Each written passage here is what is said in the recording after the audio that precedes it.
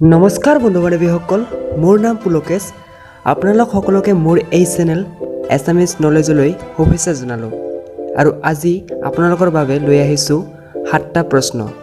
তেন্তে আহক পলম নকৰি ভিডিঅ'টোৰ ফালে আগবাঢ়োঁ। বন্ধু বান্ধৱীসকল, আজিৰ 1 নম্বৰ প্ৰশ্নটো হ'ল, কোনে ভাইৰাছ আৱিষ্কাৰ কৰিছিল? আপোনালোকে নিশ্চয় জানে। এবাৰ ভাবি চাওকচোন কোন হ'ব পাৰে সেই ব্যক্তিজন।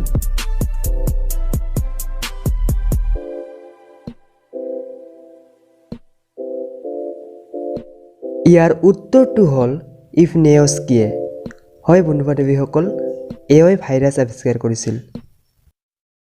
আজিৰ 2 নম্বৰ প্ৰশ্নটো হ'ল, আদা জ্বলা লাগে কিয়?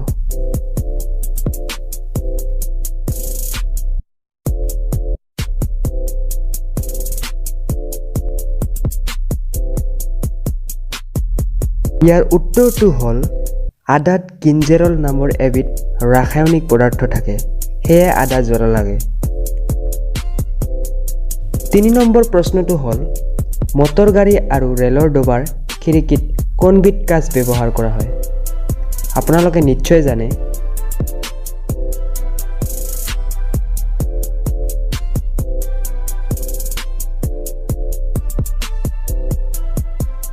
ইয়াৰ উত্তৰটো হ'ল নিৰাপদ কাঁচ।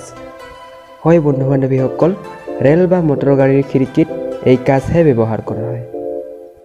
4 নম্বৰ প্ৰশ্নটো হ'ল, গেলি পচি যোৱা মাছ আৰু কণীৰ পৰা বেয়া গোন্ধ ওলাই কিয়?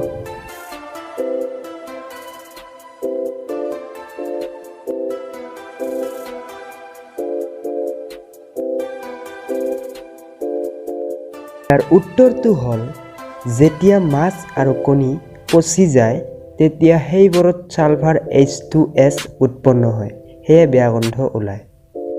5 নম্বৰ প্ৰশ্নটো হ'ল, পৰমাণু বোমাটো প্ৰথমে কেতিয়া আৰু ক'ত ফুটোৱা হৈছিল?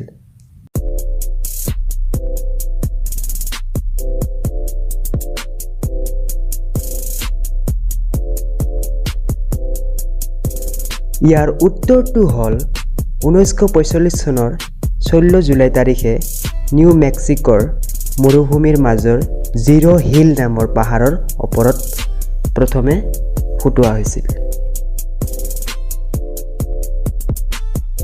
6 নম্বৰ প্ৰশ্নটো হ'ল, বাখৰ বেঙেনা নামৰ গছজোপা অসমৰ কোনখন জিলাত আছে?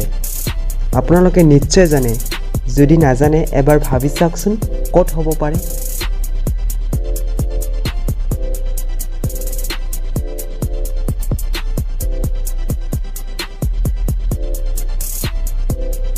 ইয়াৰ উত্তৰটো হ'ল, এই বাখৰ বেঙেনা নামৰ গছজোপা শিৱসাগৰ জিলাৰ পকতা মৌজাত পোৱা যায়।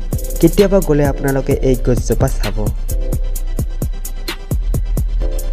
আজিৰ অন্তিম তথা 7 নম্বৰ প্ৰশ্নটো হ'ল এনেধৰণৰ, সূৰ্যৰ পোহৰ পৃথিৱীলৈ আহোঁতে মুঠ সময় লাগে 8 মিনিট 18 ছেকেণ্ড। তেন্তে চন্দ্ৰৰ পোহৰ পৃথিৱীলৈ আহোঁতে কিমান সময়ৰ প্ৰয়োজন হ'ব?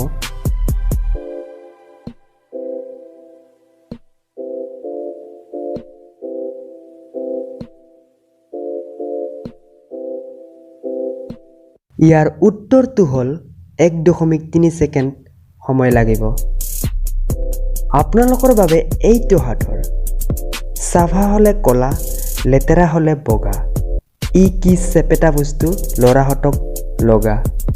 এই সাঁথৰটোৰ উত্তৰ যিসকলে দিব পাৰিব সেইসকলৰ নাম পিছৰ ভিডিঅ'ত উল্লেখ কৰা হ'ব। আপুনিও এবাৰ অংশগ্ৰহণ কৰি চাবচোন। তেন্তে বন্ধু বান্ধৱীসকল, এইখিনিয়ে আছিল আজিৰ ভিডিঅ'। আজিৰ ভিডিঅ'টি এইখিনিতে সমাপ্ত কৰিছোঁ। ধন্যবাদ।